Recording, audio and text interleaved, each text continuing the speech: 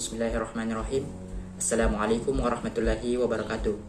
Perkenalkan, nama saya Fitra Rabiul Sani Nasir dengan NIM 200205500003 dari Prodi Pendidikan Teknik Elektronika S1 2020 dari Universitas Negeri Makassar.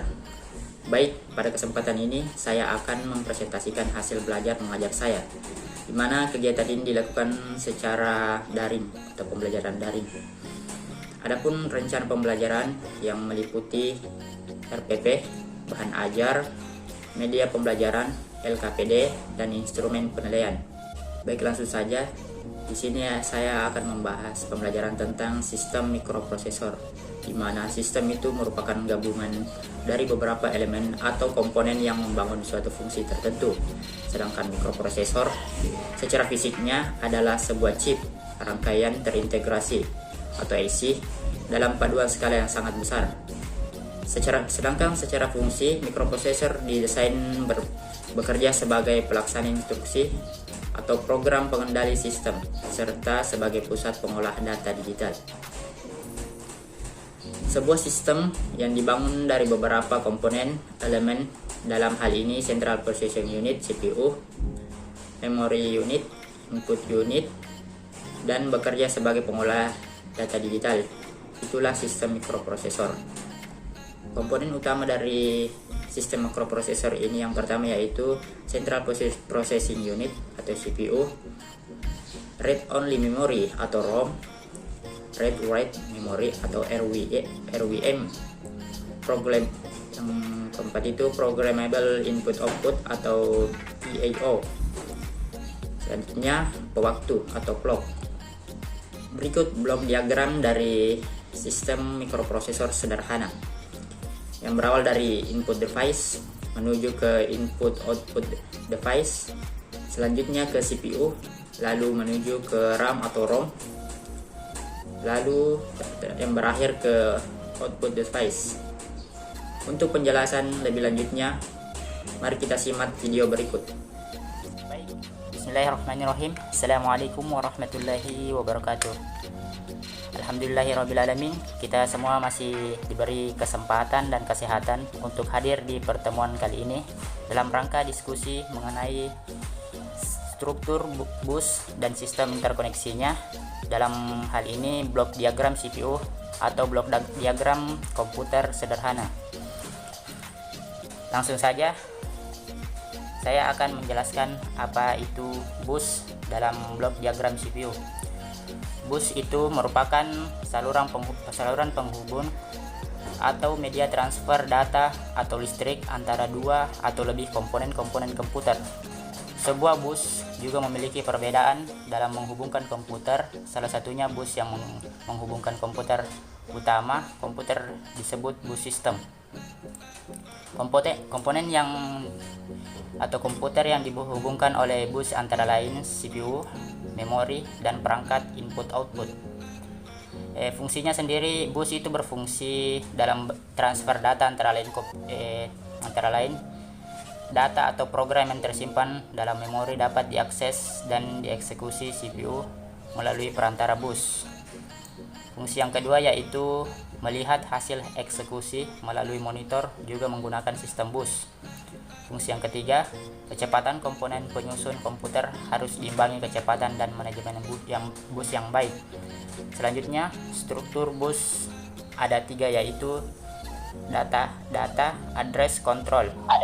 Akan dibacakan oleh yaitu data bus dan address bus. Saya persilahkan kepada saudara Yaya.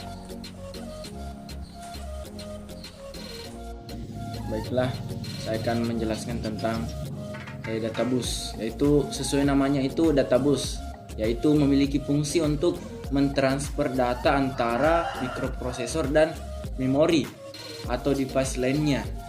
Sistem bus itu terdiri dari beberapa sularan data yang jumlahnya itu berkaitan besar dengan lebar jalur data yang akan ditransfer. Misalkan, sistem bus ini memiliki 8 saluran, yaitu ini akan mentransfer sejumlah 8 bit. Begitupun dengan saluran data 16 bit 32 dan 64 bit. Data bus itu memiliki pengaruh dalam kecepatan kinerja sistem. Kemudian alamat bus. Alamat bus itu adalah sebuah saluran yang berfungsi untuk menunjukkan dan menyesuaikan alamat, memori atau port yang berasal dari sumber dan alamat tujuan dengan benar untuk proses menulis dan membaca data. Proses pengiriman dan menerima data dalam address bus itu hanya satu arah, yaitu dari mikroprosesor ke memori atau port. Kemudian fungsi address bus yaitu digunakan untuk menspesifikasi sumber dan tujuan data pada bus data. Kemudian digunakan untuk mengirim alamat word pada memori yang akan diakses oleh CPU. Kemudian itu digunakan untuk saluran alamat perangkat modul komputer saat CPU ini mengakses suatu modul. Kemudian semua peralatan yang terhubung dengan sistem komputer agar dapat diakses harus memiliki alamat. Contoh, mengakses port input output, maka port input output itu harus memiliki alamat hardware-nya. Ya, terima kasih. Itulah yang sempat saya jelaskan. Kembali kepada moderator. Baik, terima kasih untuk Saudara Yaya. Selanjutnya masih di struktur bus sistem, yaitu kontrol bus akan dipaparkan oleh Saudara Yusriana. Kontrol bus atau saluran pengendali. Fungsi dari kontrol bus adalah memeriksa kesiapan dari mikroprosesor dalam mengirim data ke memori atau port dan memeriksa kesiapan memori atau port dalam menerima data dari mikroprosesor. Fungsi lain kontrol bus adalah untuk mengontrol data bus, address bus, dan seluruh modul yang ada. Dalam proses pengkontrolan, mikroprosesor memberikan sinyal-sinyal pewaktuan untuk memvalidasi data dan informasi alamat seperti yang pertama, write. Write dapat mengindikasikan bahwa terjadi proses menulis pada device yang dilakukan oleh CPU atau mikroprosesor. Kedua, read. Read dapat mengindikasikan bahwa terjadi prosesor membaca pada device tertentu yang dilakukan oleh CPU mikroprosesor. Ketiga, bit enable. Bit enable berfungsi untuk mengindikasikan besar atau panjangnya data word yang akan ditulis atau dibaca. 8, 16, 32, dan 64 bit. Transfer ACK bertugas untuk mengirimkan sinyal informasi berupa pemberitahuan bahwa data telah diterima atau ditulis oleh device. Kemudian, bus request. Bus request bertugas untuk mengindikasikan bahwa device membutuhkan data. Selanjutnya, bus grant. Bus grant bertugas untuk mengindikasikan CPU atau mikroprosesor memberikan akses kepada bus atau request. Interrupt request. Interrupt request memberitahu bahwa device dengan priority rendah melakukan permintaan akses ke mikroprosesor atau CPU. Clock signal. Clock signal bertugas untuk mensinkronisasikan atau menyamakan data di antara mikroprosesor dengan sebuah device. Moderator. Baik, terima kasih untuk Saudara Yusriana. Selanjutnya kita menuju ke jenis-jenis data yang akan dibacakan oleh Saudara Karen Ayu. Saya persilakan. Jenis data yang pertama yaitu mikroprosesor atau CPU. CPU berfungsi sebagai pusat pengolahan dan eksekusi data berdasarkan rutin-rutin program yang diberikan padanya. CPU mengendalikan sebuah sistem komputer sehingga sebagai konsekuensinya memiliki koneksi ke seluruh modul yang menjadi bagian sistem komputer. Yang kedua yaitu memori. Memori umumnya terdiri atas n-word memori dengan panjang yang sama. Masing-masing word diberi alamat numerik yang unik, yaitu 0, 1, 2, dan seterusnya n sampai 1. Word dapat dibaca maupun ditulis pada memori dengan kontrol read dan write lokasi bagi operasi dispesifikasikan oleh sebuah alamat. Terima kasih. Terima kasih untuk saudara Karen Ayu. Selanjutnya masih di jenis data, yaitu modul input output yang akan dibacakan oleh saudara Asmira. Saya persilahkan. Oke, terima kasih pada moderator untuk memberikan kesempatan kepada saya untuk membawakan materi tersebut, di mana modul input output adalah peraturan data dari ke dalam komputer berdasarkan pandangan sebagai sebuah memori dengan operasi pembacaan dan penulisan. Adapun sistem interaksi direalisasikan dengan bus dengan karakteristik. Ada beberapa bagian.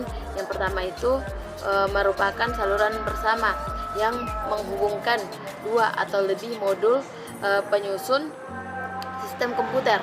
Yang kedua itu bersifat procet, satu modul yang sedang menjadi sumber data dapat memberikan data tersebut ke seluruh modul lainnya. Yang ketiga itu harus dipastikan pada satu saat hanya ada satu modul yang menjadi sumber data, meletakkan data share bus tersebut.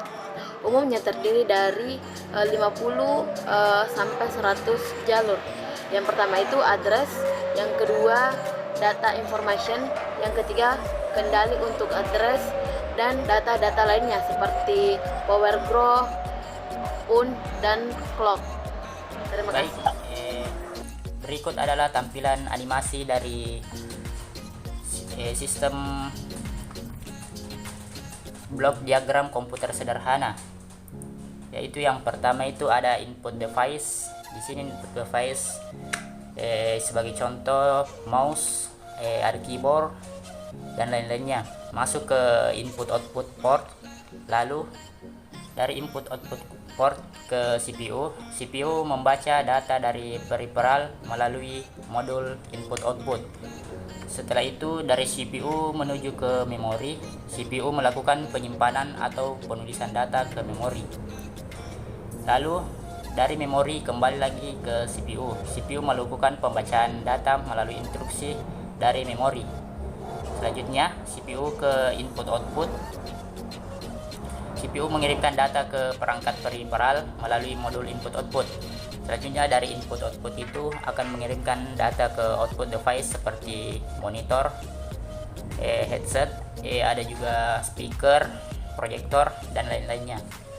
Mungkin sampai ini saja yang bisa atau yang dapat sampaikan. Kurang dan lebihnya mohon dimaafkan. Wabillahi taufiq wal hidayah. Assalamualaikum warahmatullahi wabarakatuh.